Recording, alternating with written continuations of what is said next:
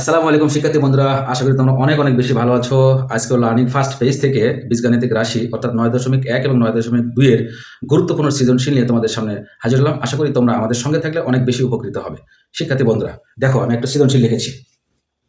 দেখো 1 নম্বর, cot θ plus cos θ equals to m এবং cot θ minus cos θ equals to m। ক নম্বর প্রশ্ন কি বলা আছে? θ ইকুয়ালস টু 60 ডিগ্রি হলে 3 sin θ minus 4 sin cube θ equals to কত?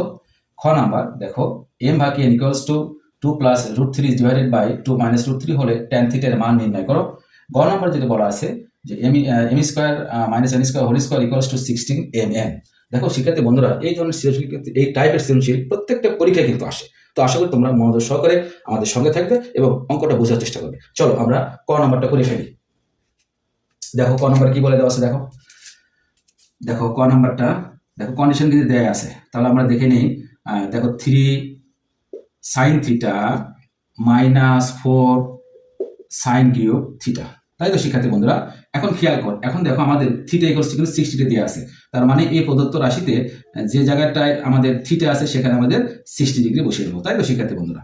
দেখো সৃজনশীলের 2 নম্বর কোশ্চেনের জন্য কিন্তু খুবই গুরুত্বপূর্ণ, এটা কিন্তু আমাদের আসে পরীক্ষায়, কেমন? তাহলে দেখো এখানে সাইডে আমরা লিখে দিব θ ইকুয়ালস টু 60 ডিগ্রি, তাই তো? এখন খেয়াল করি আমরা, দেখো sin 60 ডিগ্রি মান কিন্তু √3 ইজ ডিভাইডেড বাই 2 মাইনাস 4। দেখো এখানেও তাই, দেখো √3 ইজ ডিভাইডেড বাই 2, তার উপর আমাদের কিউব আছে, তাই তো শিক্ষার্থী বন্ধুরা? এখন খেয়াল করো, দেখো এটা আমরা গুণ দিয়ে দিলাম 3√3 ইজ ডিভাইডেড বাই 2, দেখো 4। এই জায়গাটা খেয়াল করো শিক্ষার্থী বন্ধুরা, দেখো এই কিউবটা কিন্তু √3 এর উপর আছে এবং 2 এর উপর আছে। তোমরা কিন্তু দেখো এই জায়গাটা খেয়াল করো, আমাদের √3 কিউব যদি হয় তাহলে দেখো আমরা লিখতে পারি √3 is multiplied by √3 is multiplied by √3, তাই তো শিক্ষার্থী বন্ধুরা? দেখো দুটো মিলে কিন্তু হয় 3 আর এখানে থাকলো আমাদের √3, তার মানে দেখো আমরা লিখতে পারি √3 আর 2 এর উপর কিউব মানে কিন্তু 8, তাই তো?